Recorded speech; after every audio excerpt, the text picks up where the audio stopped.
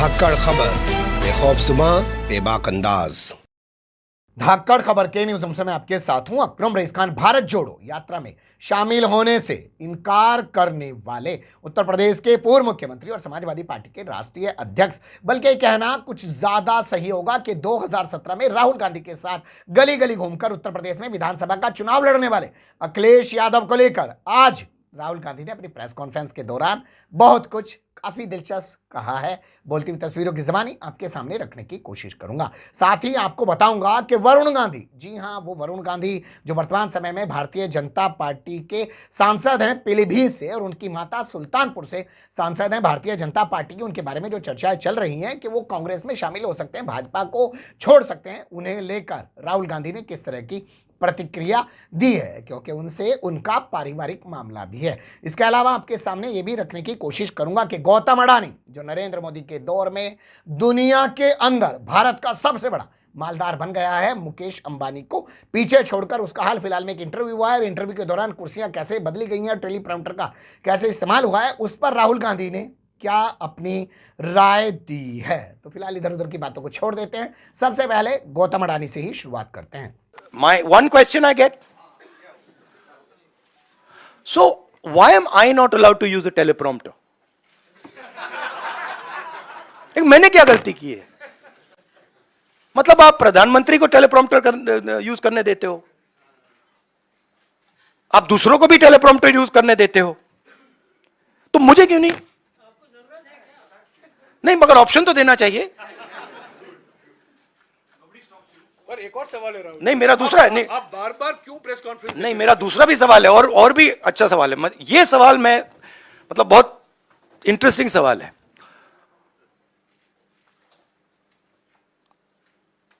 आपने वो अदानी जी को वो ऑप्शन दे दिया जो आपने प्रधानमंत्री को भी नहीं दिया, कुर्सी बदलने का। तो मतलब ये हो क्या रहा है? अदानी जी को टेलीप्रॉम्प्टर, कुर्सी बदलने का ऑप्शन, प्रधानमंत्री को टेलीप्रॉम्प्टर का ऑप्शन, और हमें कुछ नहीं। मतलब हमने क्या गलती कर दी? Thank you. Rahul ji happy new year.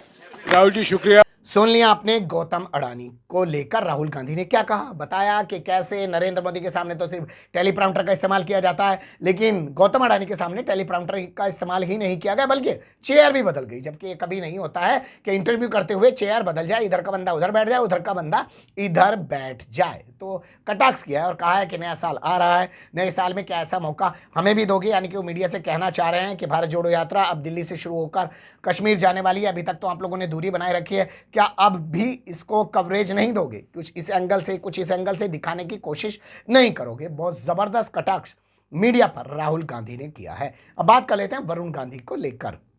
TV 9 से कुमार विक्रांत। राहुल जी, आपकी भारत जोड़ो यात्रा उत्तर प्रदेश जा रही है और वहां पर भारतीय जनता पार्टी के सांसद वरुण गांधी वही भाषा बोल रहे हैं जो भाषा आप बोल रहे हैं, जो भाजपा के नेता नहीं बोल रहे हैं। क्या वरुण गांधी के लिए कांग्रेस पार्टी में जगह है? क्या वरुण गांधी को आप चाहेंगे वो भारत जोड़ो भैया, ये आपको हमारे जो कांग्रेस प्रेसिडेंट है, ये सवाल आपको उनसे पूछना पड़ेगा। अब वो आप उनसे पूछिए। पहले पता नहीं, मुझे ही कंफ्यूजन हो गई है। बोलो, कांग्रेस के मतलब सीनियर नेता हैं, बट मुझे कंफ्यूज कर दिया कि मतलब कभी बाहर, कभी अंदर, कभी बाहर, कभी अंदर, कभी अंदर, कभी बाहर, पता नहीं मुझे। सुन लिया आपने वरुण गांधी को लेकर राहुल गांधी ने क्या कहा। उन्होंने कहा कि इस बारे में उनकी पार्टी के राष्ट्रीय अध्यक्ष यानी कि मल्लिकार्जुन खड़गे बताएंगे कि वरुण गांधी कांग्रेस में आ सकते हैं या नहीं आ सकते हैं। स्पष्ट कर दिया उन्होंने, ज्यादा इस बात को खींचने की कोशिश नहीं की, और इसके जरिए शायद वो अपने आप को दिखाना चाहते हैं कि मैं किसी को नहीं ला रहा हूं, जो भी आएगा वो राष्ट्रीय अध्यक्ष की मर्जी की वजह से आएगा या राष्ट्रीय अध्यक्ष की इजाजत के बगैर नहीं आ पाएगा। अब बात कर लेते हैं अखिलेश यादव को लेकर। ये तो पूरे देश को ऑब्वियस है कि बीजेपी और कांग्रेस एक हो ही नहीं सकते, क्योंकि अगर बीजेपी और कांग्रेस एक होते तो नरेंद्र मोदी कांग्रेस मुक्त भारत की तो बात कभी नहीं कर सकते।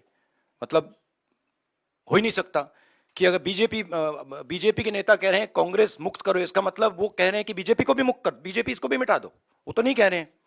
तो ये तो पूरा देश जानता है कि कांग्रेस और बीजेपी आइडियोलॉजिकली बिल्कुल अपोज्ड हैं और ये पुरानी लड़ाई है, पुरानी विचारधारा की लड़ाई है। बट अखिलेश जी की भी जगह है और उनको ये ऑप्शन, मतलब बोलने का ऑप्शन मिलना चाहिए, और उनका पर्सपेक्टिव है वो उनके लिए ठीक है। हमारा पर्सपेक्टिव है कि हमारी लड़ाई बीजेपी के साथ है, विचारधारा की लड़ाई है, पुरानी लड़ाई है और इसको हम जीतेंगे। इशद रीता लाहिरी, इशद नहीं, no supplementary please. Ishad Rita Lahiri. नहीं, एक बात मैं कहना चाहता हूं, देखिए एक बात जरूरी है कि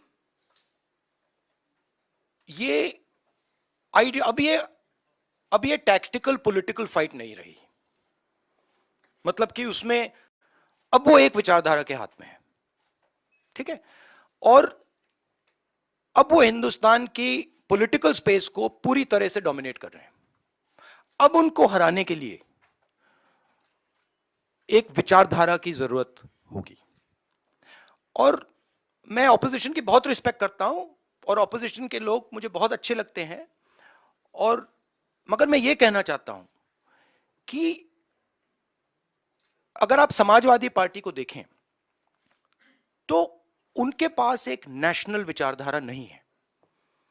वो यूपी में जरूर उनकी पोजीशनिंग है और उसको उन्हें डिफेंड करना है, शायद उसलिए ना आए, बट नेशनल विचारधारा नहीं है। समाजवादी पार्टी का आइडिया केरला में नहीं चलेगा, कर्नाटक में नहीं चलेगा, बिहार में नहीं चलेगा, ठीक है। तो एक सेंट्रल आइडियोलॉजिकल फ्रेमवर्क स्ट्रक्चर की जरूरत है, वो कांग्रेस पार्टी ही दे सकती है और वो हमारा रोल है।